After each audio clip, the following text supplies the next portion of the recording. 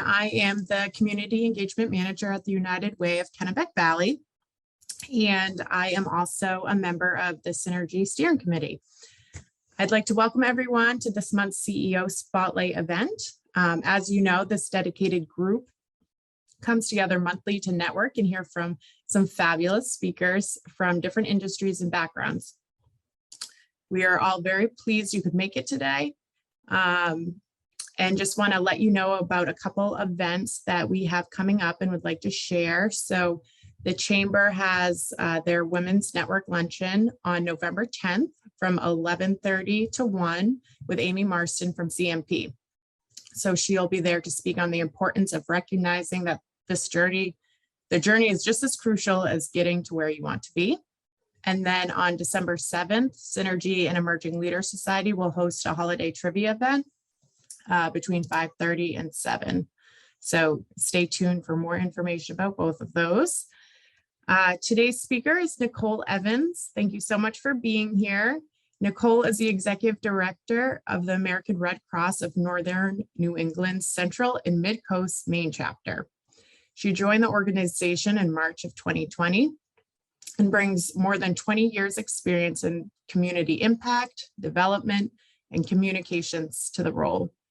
As the chapter's executive director, she represents the Red Cross in the community and the chapter's board of directors and community volunteer leaders to build partnerships and capacity to help the Red Cross fulfill its mission and collectively work for the betterment of the community. Nicole recently held leadership positions with Mid-Coast Humane, United Way of Greater Portland, and Educate Maine.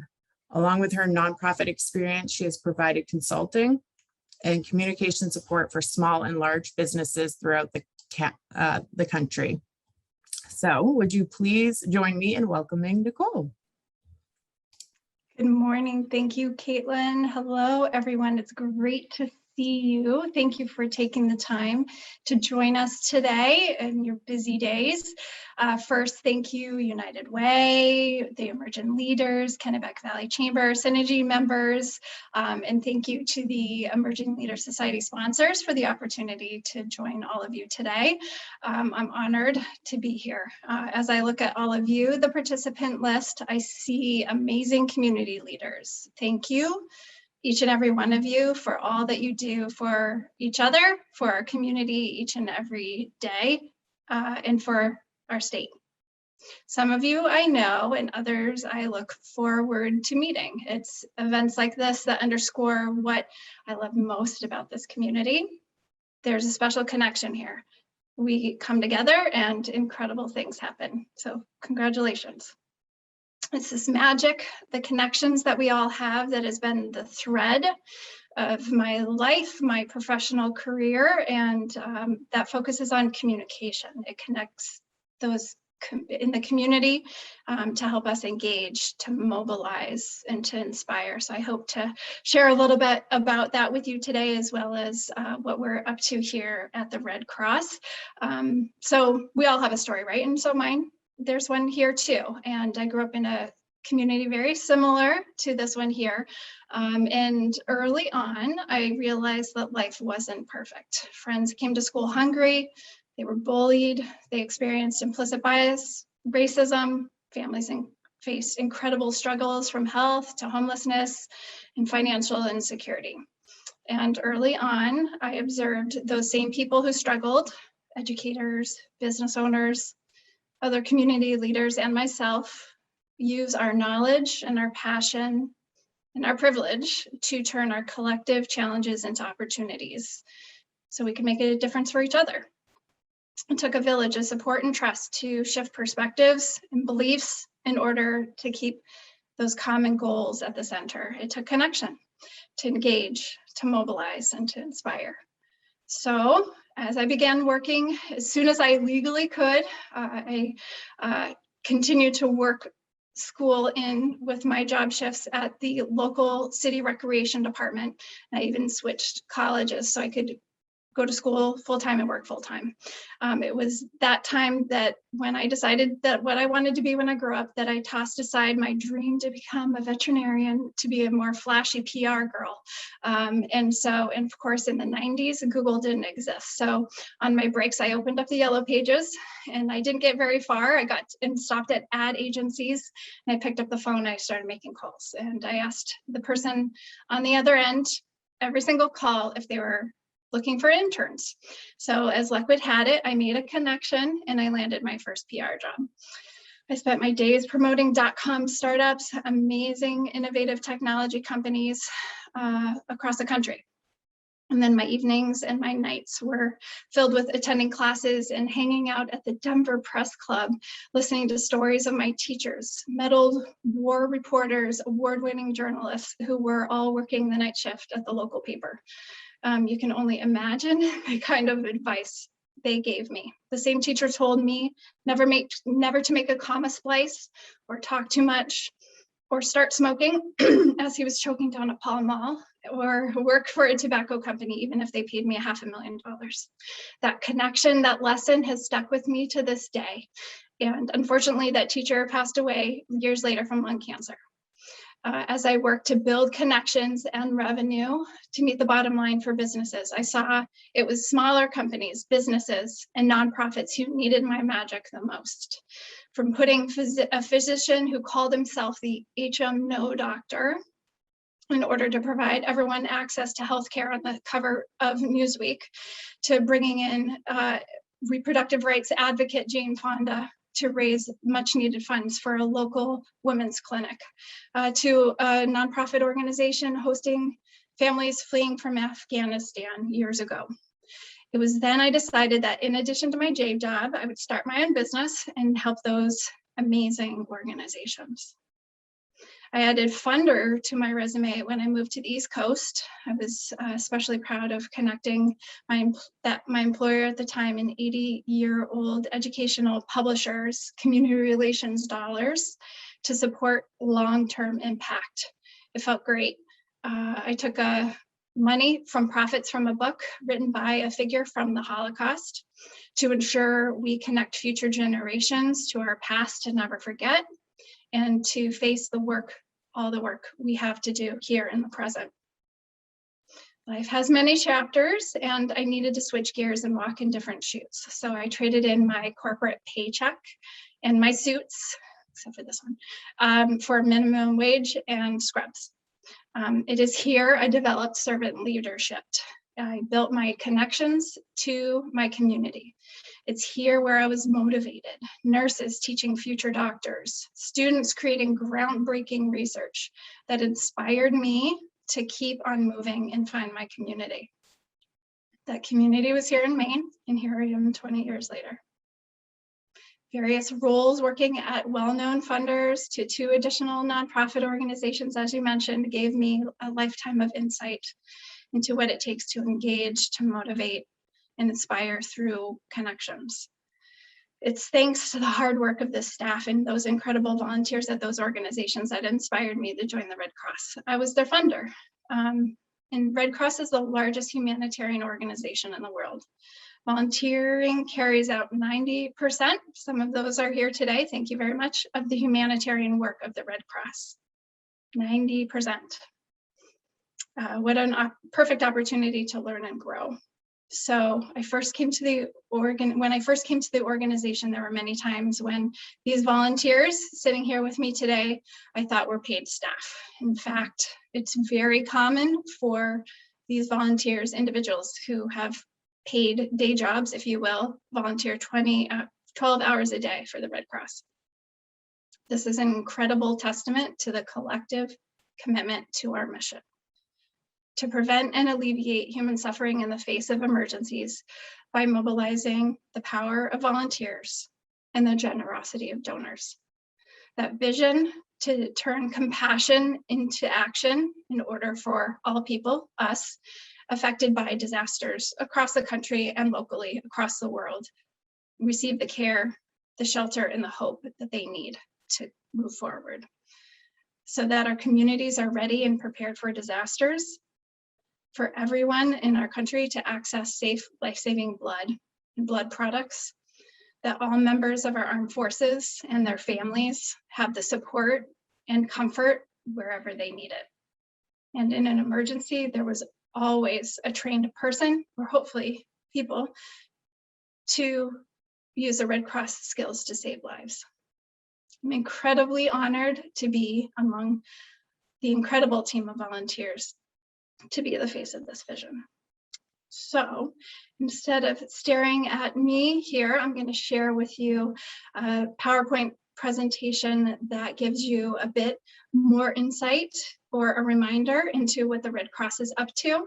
And then I'm going to show a brief video just to keep in mind and ask all of you to think about that theme that I've been talking about, is connection, to inspire action. So let me pull that up here.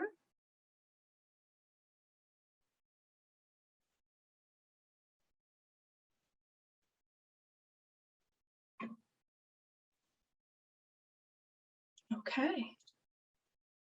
Can everyone see this? Beautiful. Okay, so here is a rundown of our services here at the Red Cross. Disaster services, biomedical services, training services, international services, and service to the armed forces. An incredible list of work that goes on here at the Red Cross. And I do not practice to know everything or pretend to know everything that we do, but hopefully someday I'll learn. Here's our work. And this is the impact that we are making every day here in Maine. This is last year's impact numbers from the state. We've responded to over 218 disasters, helping 880 people. So locally here in Kennebec County, that was about 56 individuals, 14 disasters. Those disasters can include a single family fire, a multi-family fire, flood, and more, but that's generally what we are seeing. We provided over 1,100 services to military members, veterans, and their families. We collected 56,959, I wanted to get that very specific, units of life-saving blood, because every unit of blood, if you didn't know, can save or extend the lives of 3 people. And it is this impact here today that has ensured that we have many here that have remained with us. We've enrolled 7,500 people in first aid, CPR, and AED training, almost 3,000 in aquatic and water safety, and 217 in caregiving. So that's babysitter training, for example. Educated 274 adults and children in emergency preparedness, and supported almost 700 active volunteers who logged just under 32,000 volunteer hours. That last stat is incredible, and as I mentioned, it is the work of volunteers who keep our mission going. So preparing for disasters, this is what we're hoping to do in every single community, and what we reflect on after we respond to a terrible disaster. We hope to help every single household be as prepared as they can to escape a home fire, for example. Have you checked your smoke detectors? And if you haven't, we are falling behind for setting our clocks on the 7th. And so it's a perfect time for you all to remember to check your smoke detector batteries and carbon monoxide batteries. Do you have an escape plan? Do you know that you have 2 minutes to get out of your house in a fire? Think about it. Are you ready? Is your family ready? And we can talk more about that. When we respond to a disaster, we rely on our local partners, fire departments, to give us a call to let us know that there's been a fire and the Red Cross is being requested to serve those victims, who we now call survivors, to provide their emergency basic needs: safe shelter, water, food, financial assistance to replace those essential items, medications, healthcare, mental health care, spiritual health care, and ensure that they can get back on their feet and start their road to recovery. We need everyone in our community to support victims, survivors of these disasters. It doesn't just take the Red Cross and our volunteers, it takes all of us. And I know each of you in your own special ways are already doing this and have done this, and so I thank you. So recovering from disasters takes on a whole nother meaning. Recovery can mean connecting those survivors to a local agency to help continue on their road to recovery. It can also help us collectively look at the past and prepare for the future. How can we cope with stress, getting through COVID? What did that look like? We developed a lot of virtual self-care classes that everyone has access to, as well as supporting our service to the armed forces members and their families. Right here at the bottom of the screen is Ruth. This was Ruth helping respond last year in Louisiana, cleaning up after the hurricanes. Our life-saving blood, thank you so much for your collective support as we've looked through COVID to the challenges that it's taken to collect this life-saving blood. Every 2 seconds, someone needs a transfusion.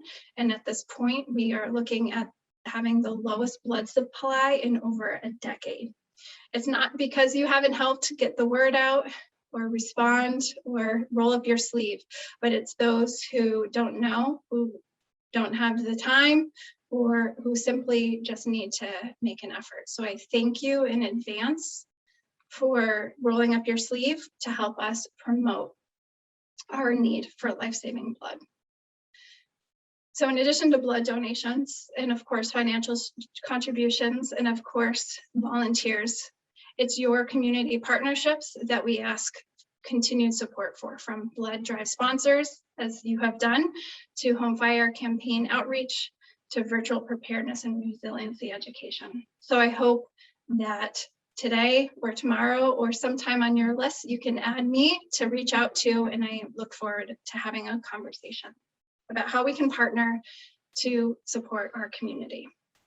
And so now I would like to share a brief video. Now remember, I talked about connection to inspire action. And it's I picked a video that we have access to that talks about first-time blood donors that I think will touch your hearts a bit and help to inspire action. So please wave if you don't hear the sound in 1 moment.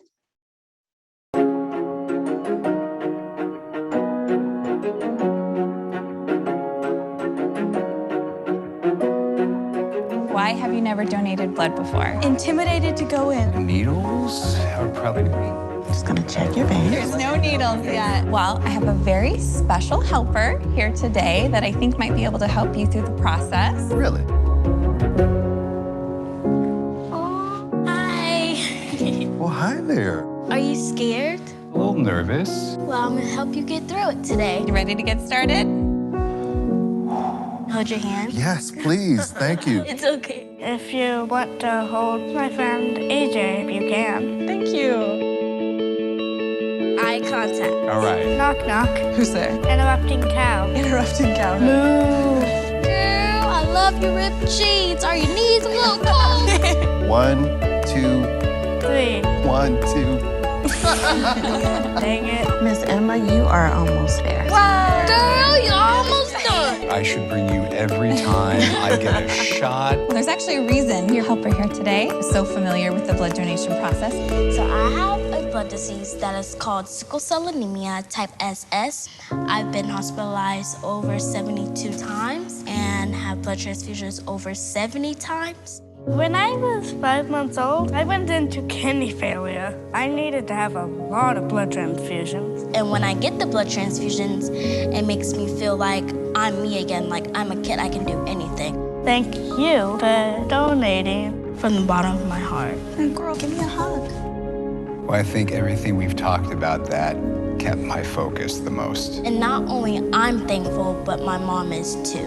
On behalf of whoever's going to get your blood, thank you so much. It means so much to us. Without you, she would not be here. Thank you so much. Group hug. This makes it 1,000,000% worthwhile. I'm literally honored and privileged to be able to do this. Would you do it again? I would happily do it again. I feel like we should pinky promise. You're all done. I can hug you with both arms.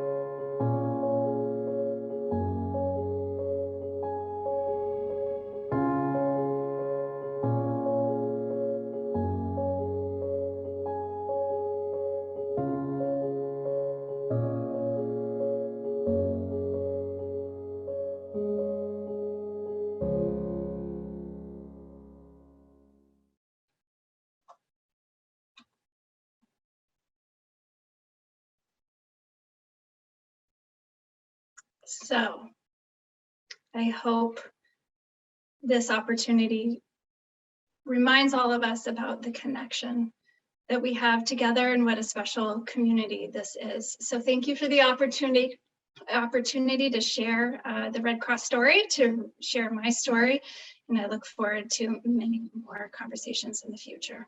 So Caitlin, thank you, and I'll open it up to any questions.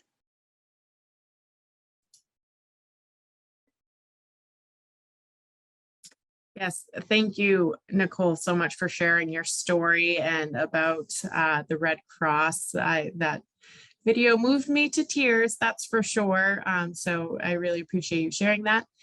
We did have a few questions, and people are welcome to type questions into the chat box, and we can read them kind of as they come in, as Nicole responds to the questions that we already received. So let me see. One of the questions, why did you pursue the position for executive director for the American Red Cross? Yes, thank you. That's a great question. As I mentioned earlier, I was a funder of the Red Cross, and so spent many years observing, thinking that I knew everything that there was to know about the Red Cross. However, it was the volunteers and the model that inspired me to look further into the role.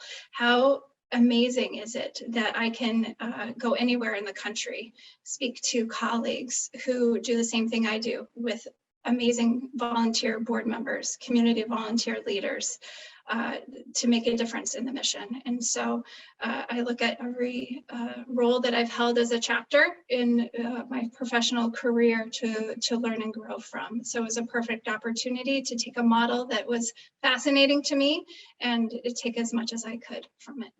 Great question.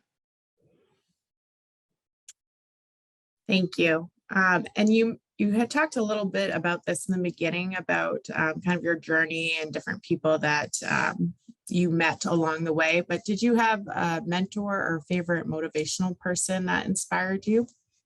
Yes, thanks.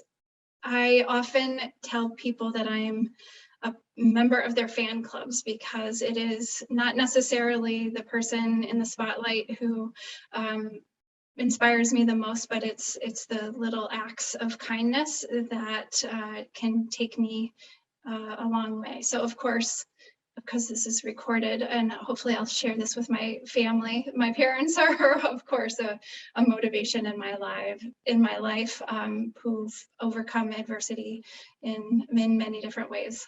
The second person that I can think of off the top of my head is one of my first bosses here in Maine, Meg Baxter, who's currently the president CEO of the Mitchell Institute. But she, during her time at United Way of Greater Portland, led at a time when women didn't have the power that they should have, and she overcame and found her way to pave a way to many of us today. She was there as we were in the AIDS crisis and didn't serve LGBTQ plus community members, friends, and family the way we should. And so it was her efforts that helped set the stage for the next chapter.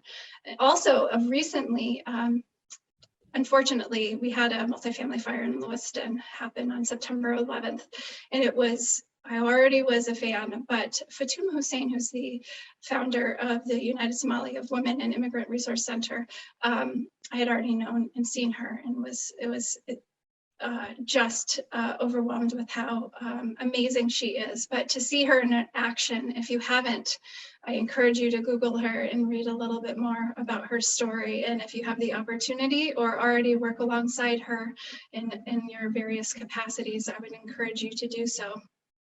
I'm incredibly honored to work alongside many here, and look forward to many more mentors in the future.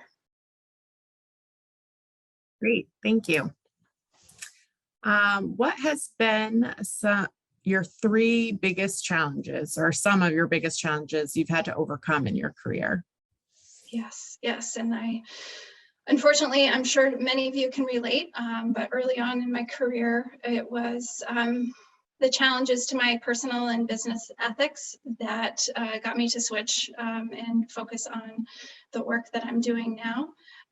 It was the challenges when it comes to sexual harassment, and where we can take that when it's tricky, if you have a client or what have you, and making sure that I have everyone at the table.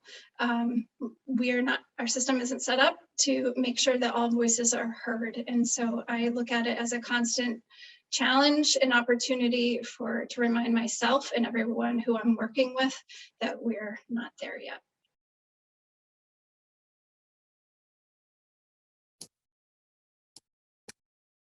Thank you for sharing that. You kind of touched upon this a little bit in that last one, but how do you practice emotional intelligence and self-awareness? And kind of as a second part, is that something that you expect or practice with your staff as well? Absolutely. I am always present, especially in this virtual world. I know it's really easy to multitask, and certainly that's looked at as a necessity, but it's sometimes a detriment. So when I am talking with you and sitting with all of you, and when I'm doing my work, I'm always here and appreciate those moments. I show up. I have a sticky note here in my office that simply says that, show up. And that means just that. It can be participating and engaging in a conversation, or making sure and a reminder that the challenges that we have here at the Red Cross, we're not a small single community organization. We have to be in a lot of places. And so that means that it takes extra care and intentionality for all of us to show up in every single community in those special ways. Practicing empathy. I want to make sure that I remind myself to walk in people's shoes always. Treat others, of course, the way they want to be treated, as well as the way I would think that I would want to be treated. And always embrace a growth mindset, always open to feedback. And so I practice these mindfulness, emotional intelligence, self-awareness every day. Great, thank you. Let's see, we have a few more here. How would you describe your leadership style, or how would you want to be known as a leader? Yes, I mentioned early servant leadership. It is absolutely an important style that I remind myself of, and many of us do already. I want to be known as trusted and supportive and inspiring, that I'm going to be present, and I'm going to show up, and I'm going to listen, and I'm going to walk in your shoes. That I want to leave things better than what I found It's my mantra. Not that I'm always trying to improve everything that I do, because that can also be exhausting, but just to slow down for a moment and to consider the long-term impact of my actions and our actions. Reminding ourselves to do better every day is something that all of us can do and keep in mind for everyone in our community. And trying to bottle, if any of you have any ideas, the magic of good. This is, so please send me a note if you've figured that out, but I'm working for an amazing organization. I thought I have worked with amazing people before, and I have, but to see this collective group of individuals in the community that we have here is inspiring. And so I hope that I try to remind myself that there is a lot of good here. And if I could bottle that up and share it with everyone, I wish I could. Thank you. How do you establish a work-life balance in your fields when it seems like this work can be all-consuming? Great question. So that was one of the fascinating pieces about the Red Cross that I wanted to look into. I've counseled many organizations, small and large, and seen their struggles to want to and need to clone themselves because we're doing a lot with a little and everyone's exhausted. Everyone. I don't know anybody who has it easy. And so this model, and this is where we can always improve, is the Red Cross is highly matrixed. So I'm not an executive director, CEO of sorts that one would assume I am. I don't oversee a huge staff. I don't oversee huge budgets. I'm not pulled in a million directions. And it's because of that model that the Red Cross has built that I wanted to learn more from, because it certainly is a lot more sustainable. I'm not working 100 hours a week, and I'm grateful for that. And for those who do, I wish you all the energy in the world, and hope that we can continue to help bring some balance to all of our lives.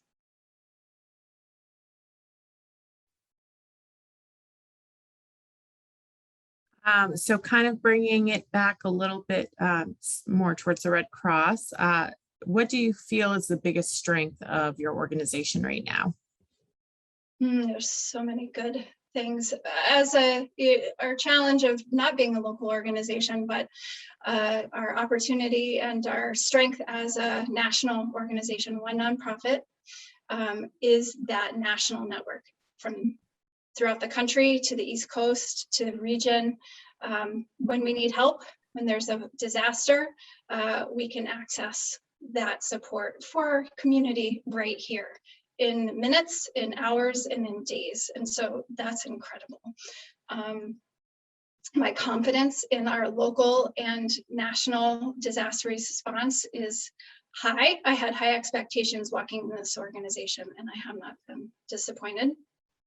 There's a motto here on the disaster side called Semper Gumby, which is, as we all know, being flexible and able to just go with it and respond in a way that we can. And finally, last but not least, is our volunteers.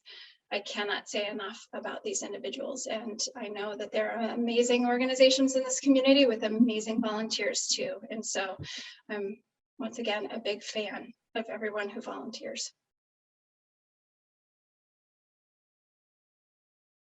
Thank you. What goal do you have for the American Red Cross now that the world is starting to adjust to life with COVID as a norm?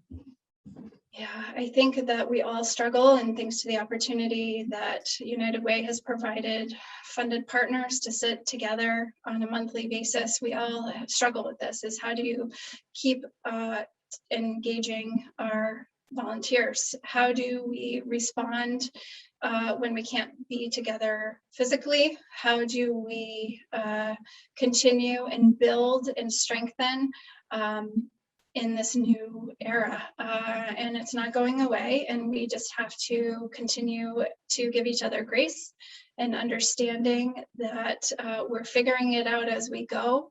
And so I look forward to celebrating many successes as we already have, and to overcome challenges, because as I mentioned before, when I first came in, it was focusing on the fact that we are not in every single community and cannot be. And so I admire the opportunity to be on the ground, and look forward to building our bench, if you will, with more volunteers. So if you know of any, please send them my way, who are in every facet of this chapter territory where I will find an opportunity for you, virtually or in person. And then a question from the chat: how can local businesses or nonprofits support or host blood drives? Thank you. So as you might have heard, we are struggling right now with what everyone is struggling with: staffing shortages, combined with COVID, combined with the fact that many organizations aren't still allowing us to come on campus, if you will, to their place of business, or they've completely gone virtual. And so we're looking for opportunities not only to host, but to support current blood drives with volunteers and with donors.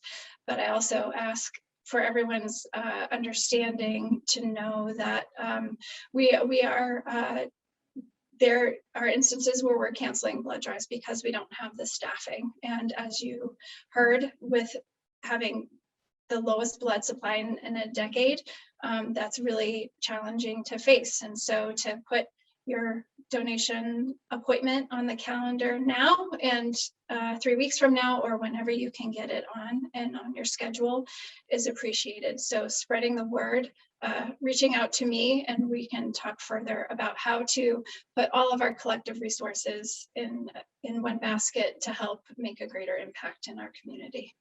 Great question.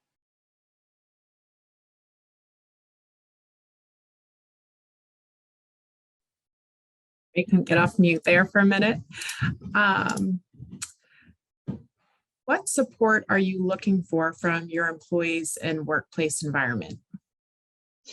It's a great question. So of course, we are all attracted to the Red Cross mission. And so that is a pretty standard request. Also, flexibility and being comfortable with being in a reactive mode constantly. Change is constant here, and I don't see it ever going back to that.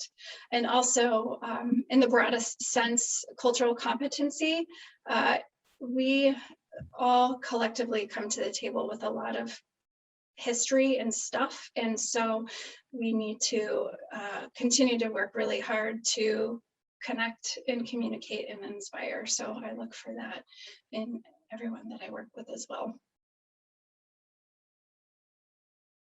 A question from the chat: are all blood drives mobile, or does the Red Cross have brick and mortar sites for people to walk into and donate?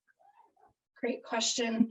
We have found that community blood drives are the most successful to engage our small communities throughout the state, but we also have fixed sites, local sites in a few communities. So not here, but the closest one, Lewiston, there's one in Portland, there's one in Bangor. And so the opportunity there is, it's, for example, Lewiston is open 7 days a week, and the staffing model there is smaller. And so you don't necessarily see great giant blood drives there, but you always know that you can set up an appointment. But we do try to get out, and the challenges with that obviously come with a lot of logistics. And so opportunities and challenges continue to be at stake. Logistics, air conditioning in the summer, you name it. It's always a challenge to figure that out.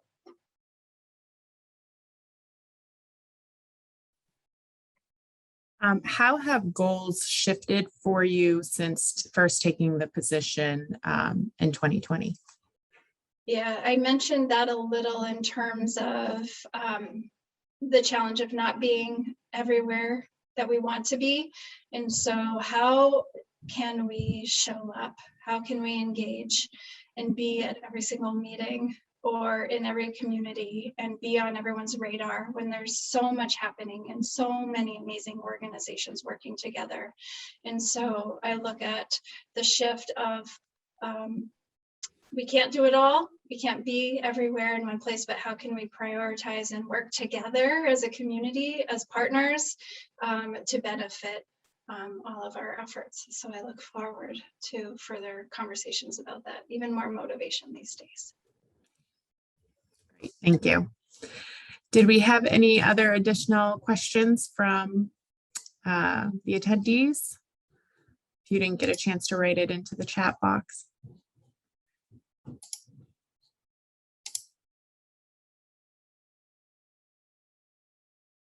I have questions if anyone has any for you. So I'm not seeing any come in. Did you say you had some questions? I do, because Okay, I see amazing, I want to turn this around because yes, it's a spotlight on me, but I'm curious to know there's amazing partners on here. And why were you curious? Why did you want to come today? Maybe some of you had to, but I won't call you out. But others, why are you here?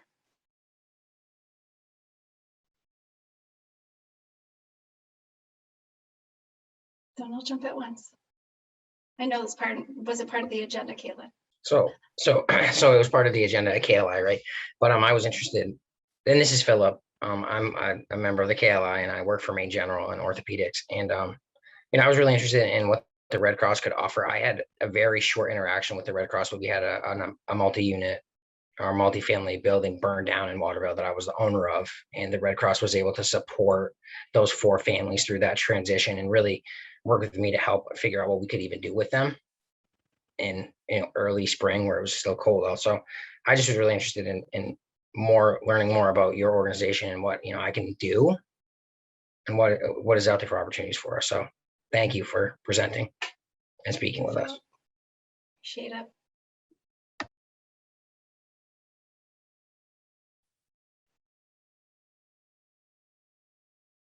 Anyone else?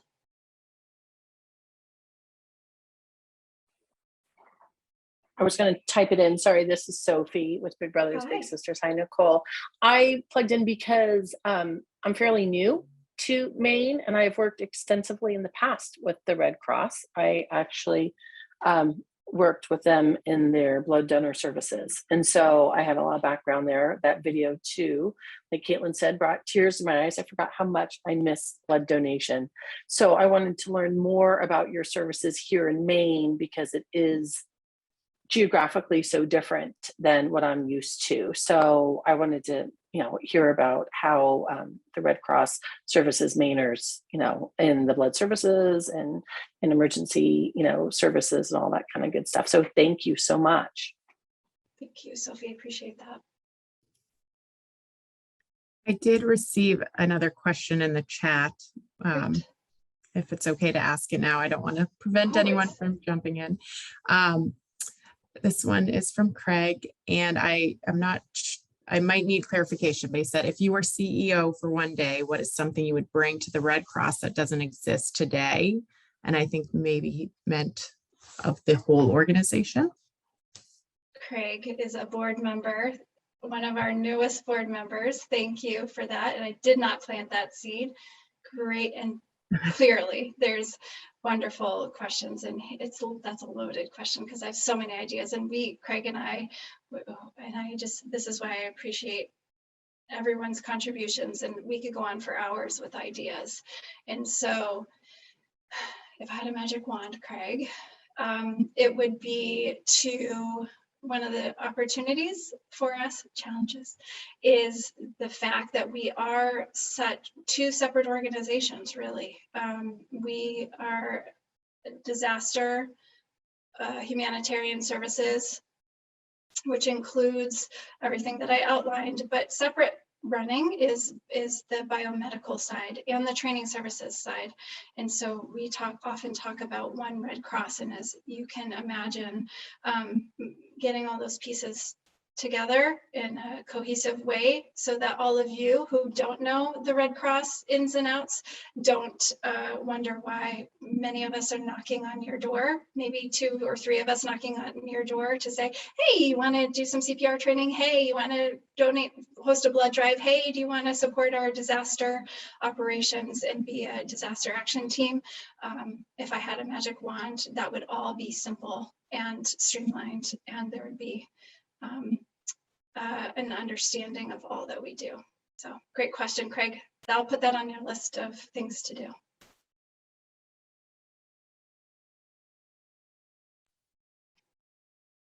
Any other questions or questions from you, Nicole, for the audience? No, thank you for letting me ask those questions.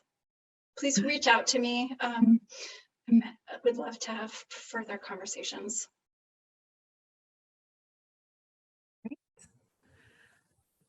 Well, thank you so much, Nicole, for speaking today. We are so lucky and happy to have you. And thank you everyone for attending. And we hope you'll join the next one. Have a great day, everyone. Thanks again. Thanks for the opportunity, everyone. Have a great day.